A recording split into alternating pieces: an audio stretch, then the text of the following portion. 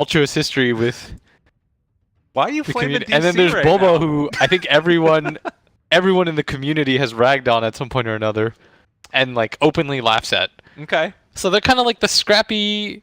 They're like the Mighty Ducks. The Mighty Ducks. No, they're not, because the Mighty Ducks become champions. They're like the Jesus. they're like the Bad News Bears. The Bad News Bears. Yeah. Okay. I mean, we'll have to see. I'm down to quack, quack, quack through this game if they end up taking it. Granted, of course, OG also incredibly well-known team. You're saying that they're not favorites on DCs. I would certainly say that OGs have some fan favorites there. But this is something that we saw from DC in the first series that I watched and casted theirs. Silencer Batrider is an opening. Obviously, tried and true combination for initiation, but they also were running a lot in Southeast Asia leading up to this. Do you think that that's something that's sort of still viable? Do you like that style of play? I mean, I think Batrider right now is a really good hero. As a silencer, you can see that TNC really valued that hero. They played against EG earlier today, like you said. And I don't know. I feel like the thing about Batrider is, like, how many times has Ice Frog nerfed him in one way or another? It's been like 10 straight nerfs. But the thing that this hero provides is, no matter what, you should be able to win team fights with this hero. And with the combination of silencer, I mean, think about it. You blink in, you grip somebody, silencer pops his global. That should, in theory, be a team fight won every single time. And Batrider is also one of those heroes that, even if it's 4v5, the high ground never feels great. Because there was a game we played at Galaxy Battles against Infamous, and they let the coaches stay in the room as long as you didn't say anything. Of course, there was a guy in there, like an admin, but I got to listen to the team comms, and there was one time where Rasmus was saying, like, don't go high ground. It's 4v5, but still don't go high ground. Like, we had Aegis and everything, and we went high ground anyways. We got wiped. And he was talking about it. He's like, never go. You have to be so much more careful against Batrider. Because what ends up happening is you just get gripped to tier 4s. Even if you respawn with Aegis, you get stunned. You're stuck at a tier 4 tower. You've got 3 different towers and 4 heroes beating on you. It doesn't matter that you have the numerical advantage. Right, and it's something that feels so much more attractive now to go high ground because there's less shrines on the side lanes, and there's a second on the second Roshan there's cheese, but yeah, maybe a little bit more difficult to do that against him. We'll see if they double down upon that as well. In the last game, they ended up taking a lifestealer with it as well, if I'm not mistaken, DC, which was like just the uber initiation. Unfortunately, LGD proved to be too much for them. On the other side of the coin, though, it's going to be OG taking a Slardar and Coddle. Was it LGD? LGD versus DC. I thought it was no, VP. switching that up. It was Fnatic versus LGD. And There's VP. so many games. You're forgiven, Gabe. Thank you. I appreciate that. But yeah, Slardar, Coddle. We saw Coddle, I think, in the last game that you casted as well as part of like a dual lane, just constantly spamming out the waves. Pretty good stuff. I've been telling Cap that I think Slardar is a good hero right now. Like, I kind of felt it. And I told him this is the one time that I'll ego check myself for you, Gabe. And when I say that, I'm saying that very sarcastically. I hope you know. Oh, I know. But I was like, there wasn't a lot of Slardar being played. I randomed him in a game. It was like 7.2k average game, and I felt I was the best hero in that game. Like, without a doubt. I was like, you can kill anybody. I mean, GH and Envy threw my game, but the hero itself felt very strong. All right. I'm liking that. Is it just like his early movement and like the way that he's able to get in quick with sprint? It's what Dota always comes back to is like it's like this really weird roundabout thing where people they over rely on team fight. Okay? And then what ends up happening is once you do that, you counter that by being greedier and greedier. So you pick heroes that are more centered towards splitting the map up, right? So if you have one side that only wants to team fight, then the polar opposite is going to be a team that never fights. So you have a team that just pushes around the map, shoves in waves. And then you go too hard to that side. So then you need to swing back to the other one where it's like, okay, we've gone too far in the direction where we have like no disables, no team fight, no ability to fight. But Slardar is kind of perfect at that because if you think about Slardar as a hero, this hero allows you to Roshan. It turns any of your heroes into physical damage dealers. Like, any hero is liable to just get blown up. You have an instant initiation stun. You have a bash that is useful late game. Sprint allows you to play very fast around the map. I guess the downside that we found at ESL Genting when we played him like against heroes like Sand King is sometimes it feels a little bit difficult to get your stun off. Right. And sometimes if that Blink Dagger gets delayed, that's when things get a little bit rough and it feels like you have sort of a useless hero. But I think in this kind of meta, when things are a little bit more slowed down, he feels very strong. Wow. Well, and it's kind of interesting that you talk about that because a hero that relies upon that Blink Dagger to make stuff happen and can sometimes struggle to get that. Then also an Invoker, maybe a hero that takes a little amount of time to come online, and now a CK as well, who granted does become this sort of indomitable force in the mid to late game once he starts to really get items up. And now you look at what DC is running. All these heroes feel like they come online fairly quickly, and even if Batrider struggles in the lane, he can retreat to the jungle. Is that something that you could see being a problem in this game, where OG don't quite come online quickly enough? I mean, I think right now it's just a game of counter picks. I know that's how DC like to draft in general. So you have the Sven to counter the Slardar amp, of course, and more importantly, he's very good against CK because you have the cleave, right? Yeah. It naturally makes sense. And you're going to build a BKB against these heroes. But the downside of the hero, of course, is it's very easy to get kited. The one thing I would say that Coddle, by the way, enables more than anything too, that we should talk about really fast, is this hero is one of the few supports that can so safely lane shove. Like, that's going to be a term that, until I die, that I'll reference until people get is, you want to shove in lanes at all times. That's how you're able to make plays. If you can shove in the lanes, then people have to react to that lane shove because your tower's being hit. If you lose a fight, you immediately lose objectives. That's what lane shove does for you. Coddle's one of the few heroes that can just do it with no risk. Right. You push in a wave, you pop your ulti, you let your Illuminate go, your ghost form. It's like weird ghost man, like Casper just fires off lightning or some shit, and what do you do against that? You're not going to chase that around. You can't do anything against it. You can't really protect your wave against it. And he's really quick too, so it's even harder to do it. Yeah, you just get triangles, you're running around, and you're like, boom, you do it again like twice in a row with Chakra. Cool. Well, that's certainly one of the ways that will, help enable them to, like you're saying, all the great things about lane push. And yeah, I'm kind of sort of curious because it was interesting the way that the draft progressed. OG took a really long time for that third pick. It felt like they were trying to wait on, what is it that we really want to take. Are you surprised at all seeing the mid taken this early in the draft in like the first pick of the second phase? I think OG has to give up something. Oh. That's a good pick. They need a lane shove. Yeah, talk about being able to shove lanes quickly. Just one burrow strike, 2 right clicks, and it's gone with Caustic. Yeah. I think that's really good. 10 seconds remaining. That was a pretty good hero to just like kind of pair everything together. But I'd say right now, I think OG just felt like they felt comfortable showing the first 2. Because when you play against a Batrider, it's just obnoxious no matter what. It doesn't really matter what you have. Things don't really get easier. Like, you could say, okay, you get a Linken's carrier, but even then, Batrider will get 4 staff. Right. You have to show something, especially when you're second pick. Wow. And coming down to the wire at the end of the day, it's going to be the Bristleback Taken. And it is going to be a off-lane Bristle. I'm assuming with Fly there in lane. This is like that classic combo. And I remember, for a while, you were also... wasn't this like the big thing in Southeast Asia when you guys were playing? Is that correct, or was it? It was IO than that? Bristle. Okay. When we were in there. You bring back dark memories. I'm sorry, man. I don't apologize. Who was the combination of people? It was March. It was March's Bristle. Okay. And I was doing some research about these teams back in that day. It was Jarek's playing on Hot 6, and I think that he was housemates with Forev at the time too. So they all long lost teammates. They all lived in this like tiny apartment together. Yeah. Like all you have to do is play Dota. That sounds like the dream. Well, from a tiny apartment now to a big old hotel in Seattle, it's time to see if they're going to be able to take game number 1, OG versus DC, 4th match here on the B stream. And do you have a draft that you're particularly favoring? You felt like you really liked that Sand King last pick. Is the Bristle the perfect answer for it, or how do you see this game playing out? I will say... Okay, I want to hear your opinion first. Who do you think, just bare bones without any analysis, who do you say wins draft-wise?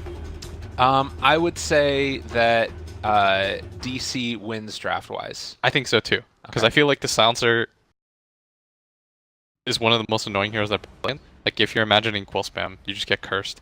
People don't realize it, but curse is...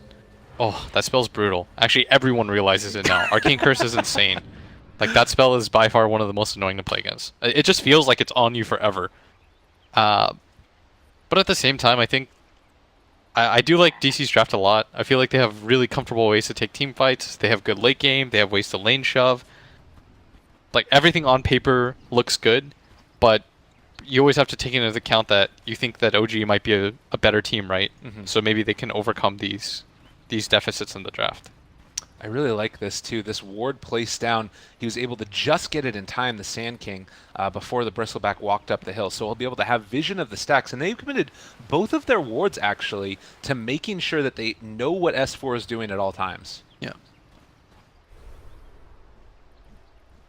Well, that is a heavy commitment, though. I figured they would have placed down a ward mid, but I guess they feel comfortable that Jerax can't really mess with a Queen of Pain. Like, it's a Queen of Pain, right? Abed can always just blink away. There shouldn't be a way that he really dies to any sort of rotation. Because the only way that he dies is if CK makes the rotation over. Which, by the way, N0tail, out of all carries in Dota, is more than willing to do. Like, this guy will grab level 5, smoke up with the rest of his team, kill mid, take that tower. Oh, and a quick little bullion move here by Mason himself is going to force Ana back, and that will mean no bounty rune for him. That's how you get 3. Hey. Do it. Dude, look at that DC immediate gold lead. They take a demanding lead, a commanding lead off the start. I'd say insurmountable. Yeah, 300 net worth at 20 seconds into the game. Just think about that. It's exponential. Yeah, if you have exponential growth, it's going to be 30,000 by 10 minutes. It's over. Well, what was the point? I don't know. A couple little things here. The Invoker versus Queen of Pain matchup. I feel like we've seen it so many times throughout this patch and past ones as well. Anything really new evolve with this matchup here? No, it's going to be really annoying for Invoker in the beginning. Obviously, the later the game goes, Invoker is just one of those heroes that will shine. That's just the nature of the hero, but pre-Aghanims is going to be the time period where Queen of Pain is just going to fight lane-wise, one-on-one, straight up one-on-one. It should be very easy for Abed to bully this Invoker, which he's doing so far. Well, bottom lane, actually, they've already found it. Bulba will save the day, though, as Jerax gets stunned by him and takes some tower shots on the way out. But that was setting up to be a really nice play. And, oh, Bulba, maybe getting a little bit too big for his britches now. Is going to end up dropping. Well, unless he gets a triple burrow strike, can he actually make his way out of here, though? It seems like it could be quite tough. He will not have another one. He's got boots. He's got boots. Run away, little man. Run away, Sunstrike. Oh, no. First blood. Bulba picks it up. Everything was going so well. If he doesn't make that play, I'm not even kidding. Like, they survive. Look at top. S4, he had to pop his salve. He was getting quite low up there too. He doesn't like that lane. This bottom lane, Forev was getting the wave shoved into him. This Queen of Pain was doing so... I mean, in CS alone, it's 6-2 against 9-4. If Ana doesn't get that kill, Abed can snowball this lane. But that first blood, it's going to have repercussions. Yeah, and we saw up there as well, Bristleback just getting level 2 as they decided to go on him, and that, I'm sure, kept him alive. Left only 100 HP after the fact, with his back turned the whole time. But you're still level 2 Bristle with no stacks. Yeah. Like this, ideally, let's not overthink this. This is still fine. Let's calm down. Okay. Everything is okay. We're DC here. is still in a perfectly fine position. Somehow, they've triple stacked. This is like a quad stack. If they clear this up, this is going to be really good for them, as Fly should be blasting this pretty soon, and you need to ideally do this with like 7, I think. 7 or 8 when you start it. This is just going to leave a lot of creeps behind. Really unlucky the double Centaur too. They had those like 3 or 4 instances of Cloak Aura on him, just giving so much magic resistance against that Bat Rider too. Yeah. And they're going to shove the wave out, Fly, which is what he should do. He can even pull it to the side after, which is what I imagined was going to happen, but not actually going to do so quite yet. But you're going to get double range creep, and Forev's just going to get a lot of experience here. I feel like Fly, I thought he was going to shove, but they're going to stun, harass Forev out a little bit, and this next wave he's going to pull it in. So gets delayed by a little bit, doesn't really change too much though. Meanwhile, mid, Jerax sticking around as well. They're not going to be able to find a kill onto Forever, like you mentioned, and so that left him free to force a blink out from Quap. Bet has to play a little bit safe for the moment. And of course, it's going to be Bulba still sticking around here. Has that level in Sandstorm, so No extra pressure with the Caustic, but I guess he's going to soak up some of this experience as well. They've been able to pull off one of those range creeps as we miss a kill up top. S4 goes down. Pick up by Mason. Yeah, very good kill by him. As, again, this is just going to be a really rough lane for this Bristleback. Like, this is not meant to be the easiest time. So, laning advantage so far, I would say goes in favor of DC, just by like a slight margin. It could have been even better though. I'm not going to harp on it too much though. That first blood, things happen. Right. As Ana going to get right-clicked. This is a DD Queen of Pain. You want to be careful, but... Gets her to blink away. Yeah. Alright, well, holding back for the moment. Looks like S4 is going to retreat to the jungle. Do you think this is something where it's worth sending a support over to soak experience since you have vision, or just keep the lane under control? I think you just keep the lane under control for now. Okay. He's going to stack, Dubu's going to stack on like crazy. So just keep the lane where it is, let Dubu get some XP too. At some point what will happen is Dubu will stack this probably one more time, and then when Mason gets his 6, they'll just swap out. And Dubu will get the lane XP and Mason will just farm the jungle camp. And that's how they snowball. Okay. That's exactly what they did in the NA quals, and I don't think things changed too hard. And that is exactly what he does. He stacks again, these creeps will die. Because if you just shove the wave in, S4 doesn't necessarily have to be there. You could always just send a support, right? Yeah. You could send Fly, he TP's in, just blast the wave back. I really like this. I mean, you see the stack there going on. You're also seeing right now that Bulbo with the Sandstorm has been able to take out a double stack on the hard camp. They're getting a lot out of the map right now, DC, and they are. It doesn't really feel like there's a great way for OG to do much to contest this. Yeah, OG's not getting that much out of this lane right now. Like they, this bottom wave, they're splitting XP between 3 heroes. Doesn't feel that good. And meanwhile at mid, I mean, after this first blood, just had a fine game. Jerax has even sacrificed a little bit of his game by going there, if you noticed in the beginning. So this Queen of Pain getting bullied quite hard. What should be a winning matchup for one side, in fact, is not. As Bulba gonna make the rotation around. He's level 3. He does have this level 2 stun, but I mean, you don't really dive a Raindrops, Wand, Invoker. Yeah. And now it's just a regen up top too, so that'll allow them to, you know, continue to establish a bit more dominance in this lane, I'm sure, after spamming out the spells. Ferev, in the meantime, went over to contest the stack. Yet again, it looks like he was able to pick up a few of those big look creeps. at Mason. Are they actually going to pull back in, though? They're thinking about diving here on the Batrider. A whole heck of a lot of damage. They stun him up as well. Sunstrike coming through. Ferev actually heads up towards the north, but still will end up dying. And yeah, as you mentioned, Mason doing the stack. I mean, that's still a level 4 Batrider. He's fine. You forced 3 heroes there, and meanwhile, if you look at Bulba mid, they're going to make this rotation on Ana. Doesn't look like they're going to get the kill, as Dubu instead is going to go down, and we talked about No-Tail. If there's any carry that's going to rotate when he's level 5 out of a safe lane to make something happen. Look at this guy. No-Tail's crazy. He's just like, yeah, I'll come mid. Why not? We'll find a kill. It's all good. Well, Abed thinking about going in for that. Queued that up, but you would die. Yeah.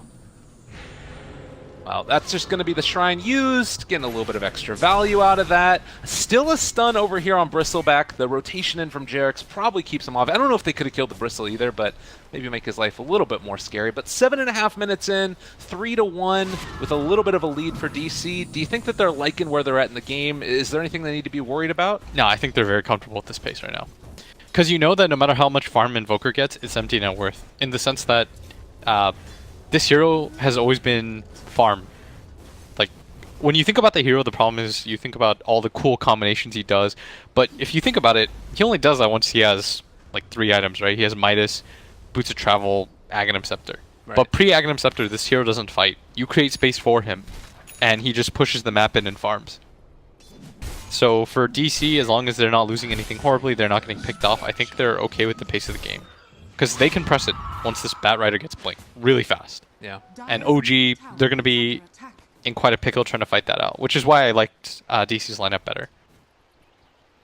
Well, and we've just been seeing this massive acceleration of farm from Mason, who has 77 last hits at 8 minutes in, and it's not looking like he's going to stop anytime soon, just moving into the jungle. And like you said, giving Dubu over the lane, this is... I mean, like... Do you just keep on building up your advantage in farm? Do you think that it's worth it going for like a Blink Dagger afterwards for Mason after Mask of Madness? Yeah. I think Blink's perfectly fine here. It's a very justifiable build because you want to push the pace. As Dubu up at top, he's gonna get dove. That's 5 stacks. Oh, but he isn't going to be able to get it off that last time. Oh, End up time, Dubu! There's a Sunstrike. Oh, be careful, buddy. He's going to TP back home. But And it's not gonna shoot it out. Any Dubus in here? Just one. Dire's top tower Oh, is man. Oh, that scared me, Gabe. There's gonna be a 3-man rotation up here as No Tail.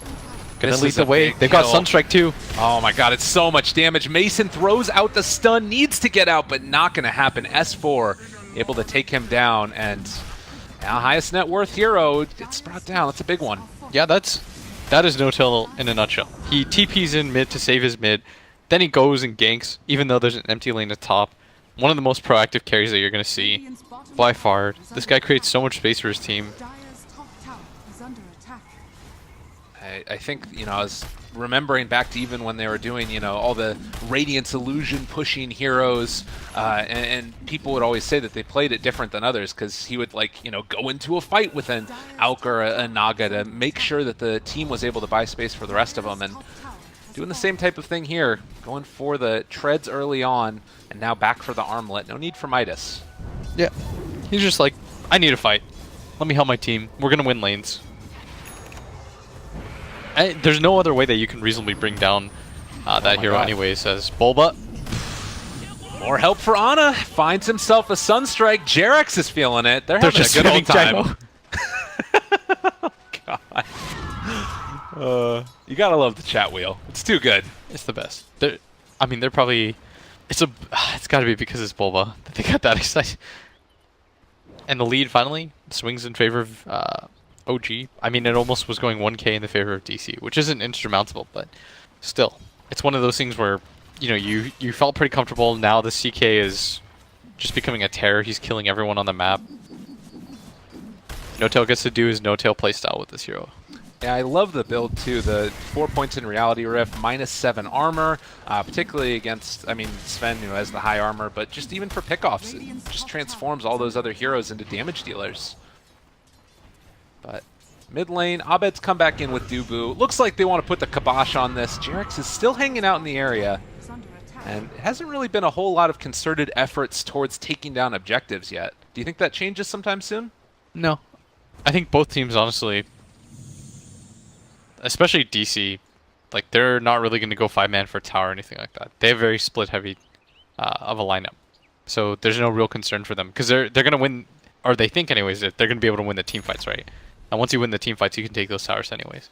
The tower that they have to protect is this mid one. If they protect this mid tower, then I just understood his name. Mid one. Oh, Blitz. It's amazing. Uh-oh. Dubu. He's in the mid. He's going potentially down here. Not a whole hell of a lot that they can do to stop that. We talked about it. This mid tower is the one that they have to protect. They're not going to be able to do it. Dire's structures are fortified. Well, Mason at least is hanging out here. Leading to the side, but feels like it's quite tough to actually get there in time. Sand King is rotating as well. Yeah. You see, this is the tower that they're like all out defending for. Oh, good play. Reality Rifting to get away from Mason on the Sven. They drop the There's the global as well. global. Sonic Wave out, trying to find if they see if they can catch No Tail. And with the right clicks coming in, it should he be gets the denied. but denied coming from Ana. He might end up paying for that one as they do have dust on him. Burrow Strike is going to come through. Bulba finds him. A pretty good Illuminate. Oh, and now S4 S4 comes in here as too. well. They're all running in, but are they just running to their death? S4 up on the high ground, trying to bring him He's low. getting In low. fact, it's going to happen. OG lose 3. And my God, that was a hell of a defense. That Arcane Curse, and we talked about it. You can give up that top tower, Gabe. You can give up that bottom tower, but that mid tower, if there's anything you know about North American Dota, any good team, they're not going to give up that mid. Because if you give up that mid tower, it opens up the entirety of the map. You no longer have to play these really weird smokes. You can just go up through mid every single time. You can cut across. Your jungle no longer becomes safe because you lose access to that entire north-left side. So it's essentially conceding map control. You're saying to yourself, we'll play from this really horrible disadvantage for nearly no reason. Oh, and certainly not wanting that to happen. Granted, the tower is now only at 63 HP. They're thinking about it. They're like, do we deny this? Because again, it matters so much. It provides vision as well. Yeah, and the nice part also about having these heroes is they can just run in here in a second, and it looks like Dubu is going to go for the deny. Will feels it now. be able to get it, and Gets the blink out though. nice play there by No-Tail and Jarex. Tried to get the Reality Rift into stun, but didn't quite work. Did I just say north left? Like, why didn't you, why didn't you correct me? North left is a thing, sure. I'm not about calling you out. Yeah, but why could I just say upper left? Or northwest. there was a lot of ways that could have gone better, Gabe. 2 North American casters. Yeah. NA geography. Lol. NA with direction slash. It was both. Uh-oh. Are scared. Movement in right now, though. Bulba is not quite in position for the stun. The rest of them are a little bit farther behind, but they will find Ana. Burrow Strike. Oh, they're gonna comes grab this through. Invoker. Can they actually do it? Sonic Wave is a hell of a lot of damage, and Mason comes back in for the swipes. Oh, they're just getting chunked in this fight. Can they kill him off a second time now? S4 had the Aegis, but now going to already have it down. He's doing a hell of a lot of damage. Double kill for Mason. DC have been striking back with a vengeance. Is under Yeah. attack. And it does not matter that you have this Aegis, especially if you're going to get wiped like that. This is what I was talking about. I felt like just the raw teamfight ability. This is what this Batrider plus Silencer gives you. Is even though he didn't get global off, this Batrider's grip, it's always going to win you teamfights. And the ability to kite with Arcane Curse and Sticky Napalm is fantastic. It's so hard for OG to take these engagements. And now OG, they're going to lose their mid tower themselves. So the tower advantage evens out, which should favor DC in this sense because they can shove in waves with their core heroes.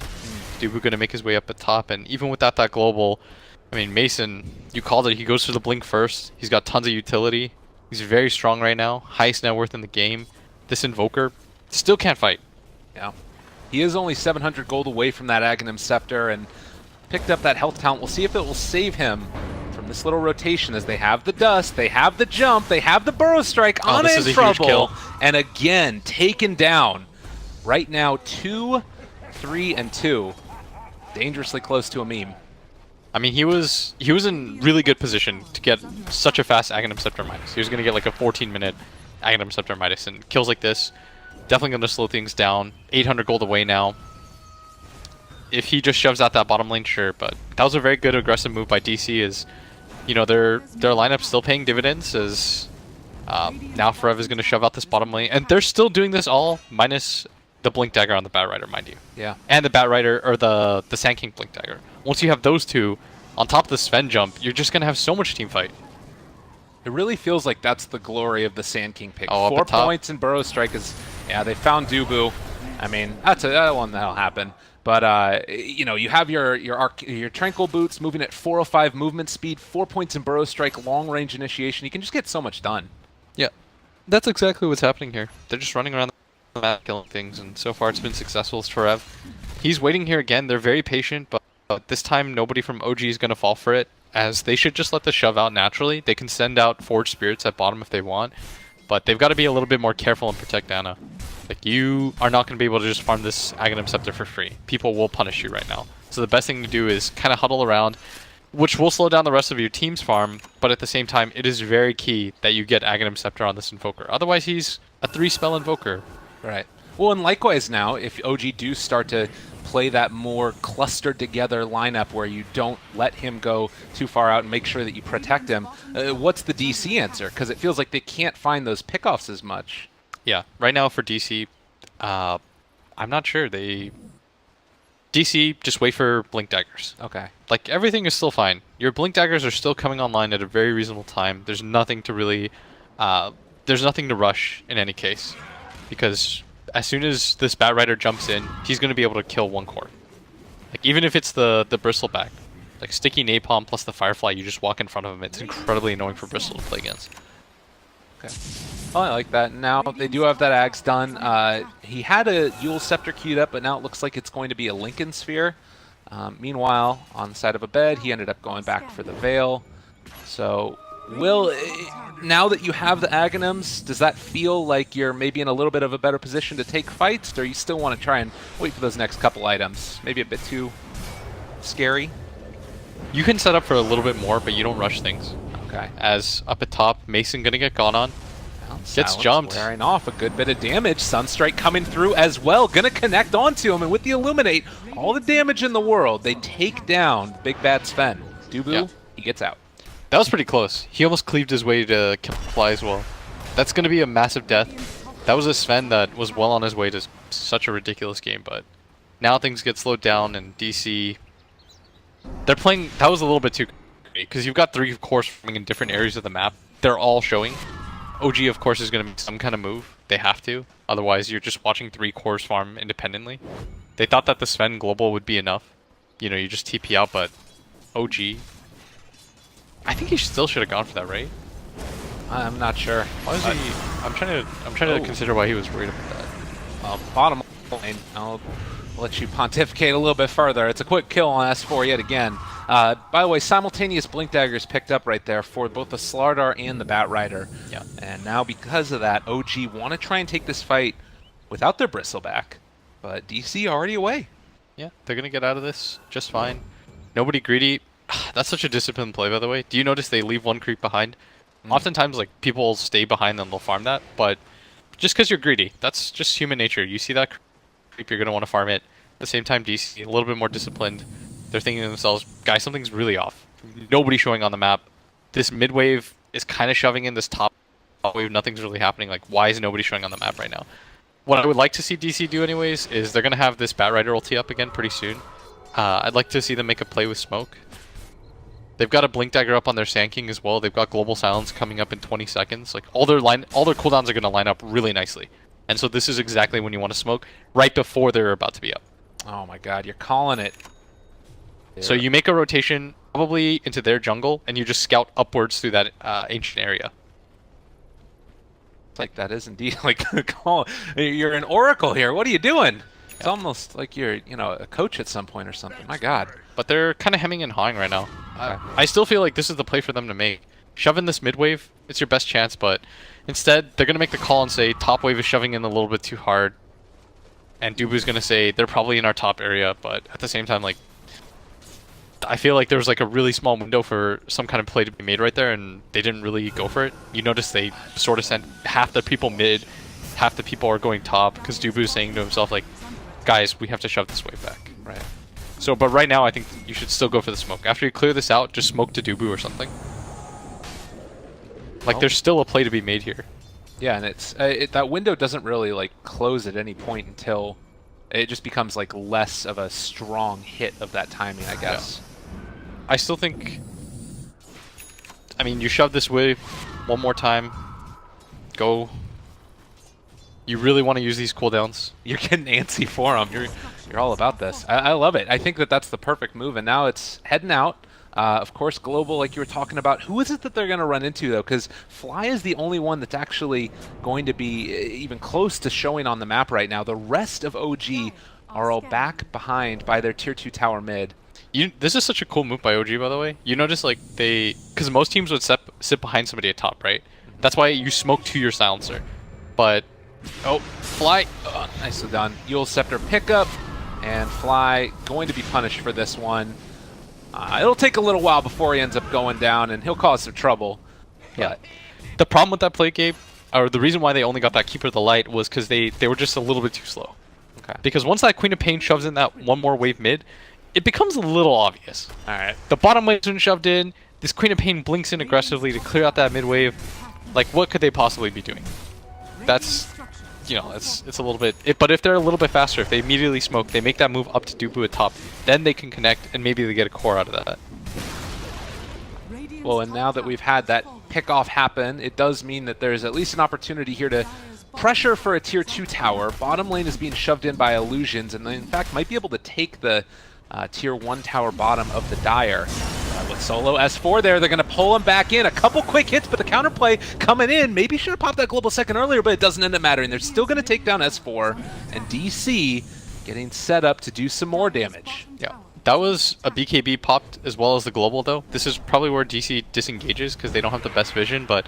Oh, everybody bouncing around. It ends up turning into a three-person burrow strike. The pushback is nice from the Coddle, and now No-Tail trying to see if he can do a little bit more work onto Abed. He lost all of his mana with that, but he still will be able to get that kill and get out. Yeah, a little bit dicey because DC, you know, they don't have the best vision there, and OG still can't capitalize on that as the rough part.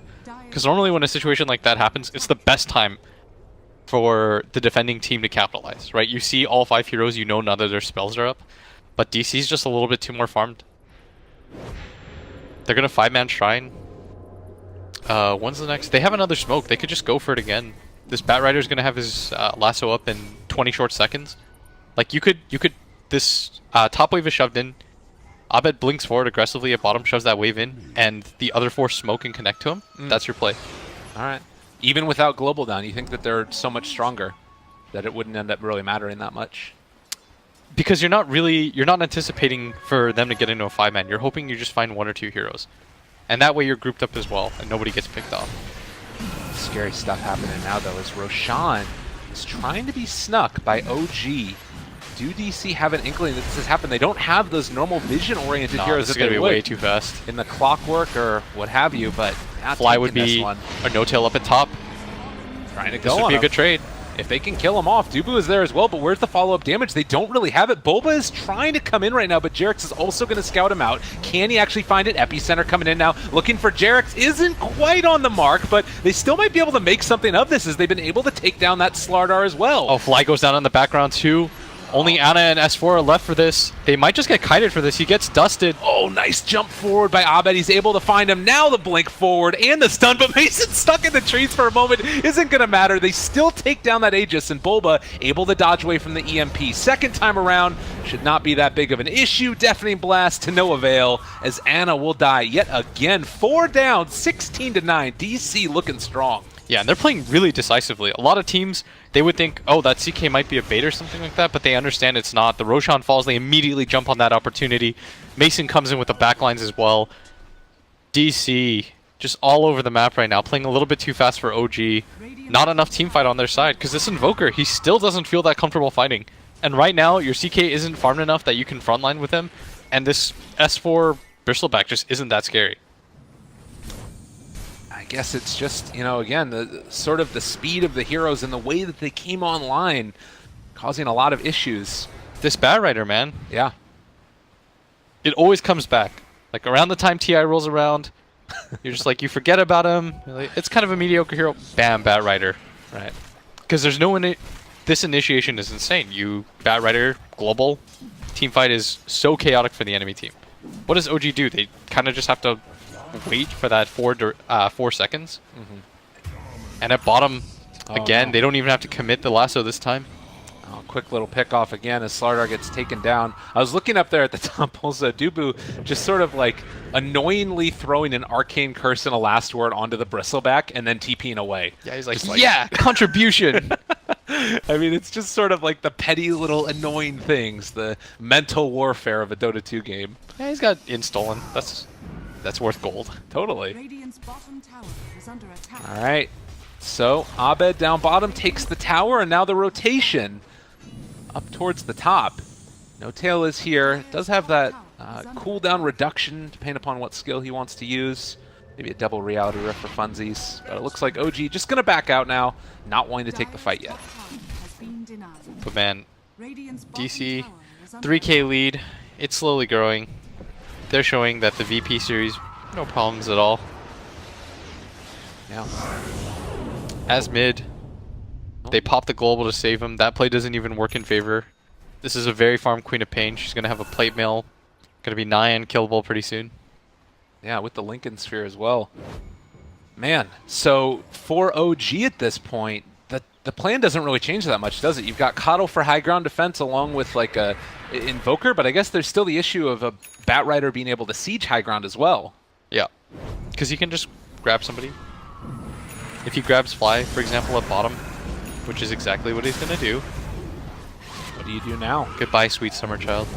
Bulba is going to be able to find that kill. No-Tail shows up, though, looking like he wants to battle for Rev. It's a little juke away through the trees. The Tornado You don't want to will not overextend quite for this. grip him. Are they going to be running into trouble? Sven is coming in from the back. On the other side, it's going to be Slardar already in a little bit of trouble. Oh, They Yule get the dodges it. Scepter, lift up in the Tornado. It's not all he going to be able to chases. do it. He's going forward for more. Sonic gets Wave his comes ulti up. down onto 3. Mason shows up. Big bad man, indeed, with a big old stick. Hitting S4 in the back. Able to take him down. Well, actually, he's going to be able to walk out for the moment. The cheese keeping him alive, but Ana already had to TP home. All 5 of DC are on top of S4, and there are Lotus Orbs, and Echo shells bouncing all over the place. They all die in the end. 10k himself. Coming in clutch for his team. Oh, that was sick spell casting by DC.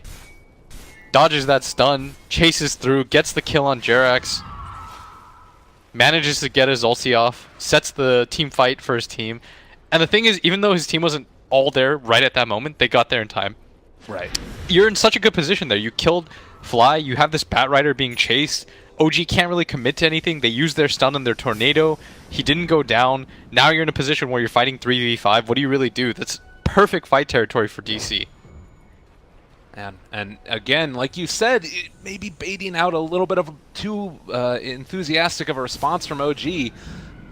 DC They just want to get making it something, work. man. Yeah. That's just frustration. They're like, we need to do something. We just let our guy get kidnapped. Oh, no. That's like Taken if Liam Neeson didn't exist. So who's Liam Neeson then in this analogy? I Liam love that. Neeson? I mean, it's gonna have Is to it be Mad? Anna. Is it Mad? It's gotta have to be Anna, dude. Okay, it's Anna. Anna's their Liam Neeson in this. All right, let's see it, Liam Neeson. I believe in you.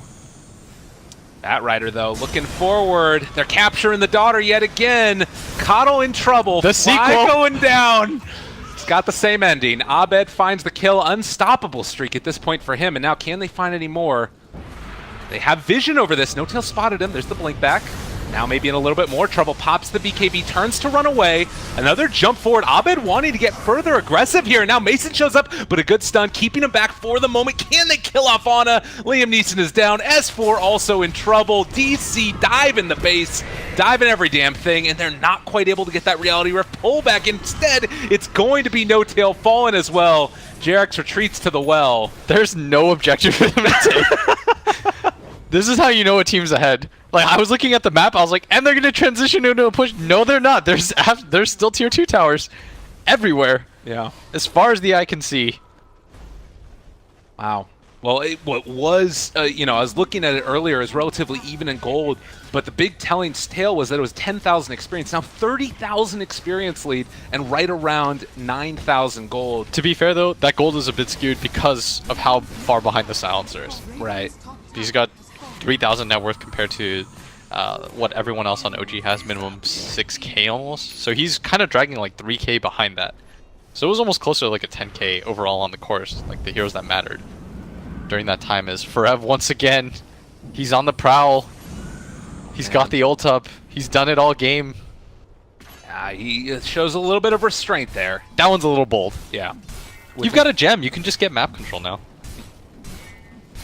Well, Roshan may respawn in another minute. We'll have to wait for the actual timing on that one.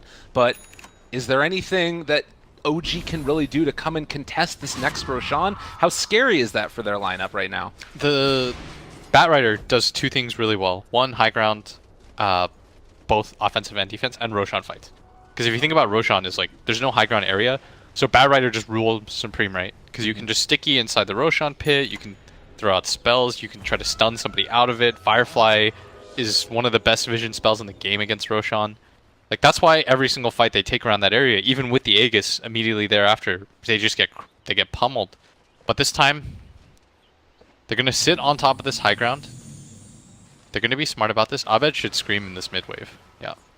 You scream at least once, because you want to shove in waves. Yeah. That might have given it away, but you got to do it. I would have done it. There you go. No Tail picked up an Arcane Rune also. Oh, they're going to ping. They notice something up. They're going the long way. They don't want to get high grounded. Oh, this is so cool. Are they actually? I mean, because they have a creep wave here too, and no tier 2 tower. No, they should take this fight. They're just going the long way around as Mason jumps in. The global's committed. They're trying to take this fight. He does pull back in. No Tail though. Chaos Knight separated from the team, and S4 is down as well. And now OG nowhere left to go. They break the Lincolns. Ana trying to TP away, but they get the lift off. The gem gave the vision, and now with Invoker, he has to fight his way out of here. But there is just no way that's going to happen. All 5 of DC on top of him. My God. Yeah, and you saw what OG was trying to do. They were assuming that DC would make the play, which they did, but they thought that they would come from the north, but they didn't. They went all the way around so that it was flat ground no matter what. That is so patient by them. Certainly feeling the hype right now. DC making the plays they need. Mason wanting to get aggressive there. Got force staffed forward by his own team, and now a tier 3 tower going to be taken. Do they continue to remain patient and go back for shrines afterwards, or you stick for barracks?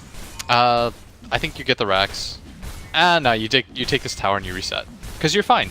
You don't want to lose your gems. You picked up gems. You're fine. Get out. OG's desperate at this point. Any one more push or one more team fight will just be that last little tip, and you're good. Roshan's gonna spawn too. You know that OG every single time they've gone there, disaster. You're about to hit 25 on Abed. Why risk anything? So Roshan is gonna be up. Maybe OG goes for some desperate fight there. They realize things are getting real dire. Well, and I'm sort of also, it felt like they just, you know, DC put their foot on the pedal and never looked back. This play of sneaking Roshan, do not believe it's going to work. Abed jumps back. Stun. Here comes again. Ferev's caught him. The Lotus Orb out a little bit too late. That is going to be a kill. No tail going down. Tornado's going to connect onto several, but can they actually find their way out of this? This is so spooky right now. The he is pulls already him back. down a bit, jumps back in. Ana's going to drop the triple kill from Mason. Boba catches him with the stun in the back too. Stunning himself as well. S4 is going to fall. Ultra kill from Mason. 35 minutes in, 9-33. Don't even bother with the Roshan. March down. Oh my god. DC looking really good. I think a lot of people, I mean, you know, we're saying as if the game's over. It's not quite. There's always high ground defense, but people would not have expected this level of play against a team like OG that's just been so dominant this year. Yeah, but I think it was the draft, which is why I asked you in the beginning. I said, Right. Independent of what two teams that you see, what do you think the better draft is? But at the same time, like, better draft or not, some of the moves that DC made this game were just insane. Like, the decision to go all the way around with that smoke, Yeah. the way that they played this Batrider, I mean, Ferev, ooh, 6-1-25. He's been in 31 out of their 33 kills. And on top of that, he's only died once as Batrider, and that was that very beginning of the game. Remember when he got dove at bottom? And he almost lived through that too, as might be the last fight of the game. Pop God strength. Mason turns to fight. The jump forward. No tail. His illusions cleared in just one quick cleave. Mason doing the damage. 40 seconds without these heroes here. A big tornado and the EMP comes out, but it's all for naught as they're going to get a triple kill. And I believe they're going to do what you finally have been telling them. Run down mid. DC looking to clean up game number 1 in very fashionable style. Yeah. They're going to pick up a win. Probably huge relief, especially with the kind of competition that they were able to play against. I mean, this is what happens. Sometimes your draft is a little bit shaky. A team like DC is not bad at all. This is TI. All the teams are very good here. Well, a big win for DC. OG certainly not what they would have expected, but expecting to see big things from them in the next game, particularly since it's a best of 2. You come back in, you change some things around. But that's been it for us in game number 1. OG versus DC. Myself, Lyrical, as well as Blitz will be back in just a few minutes with game number 2.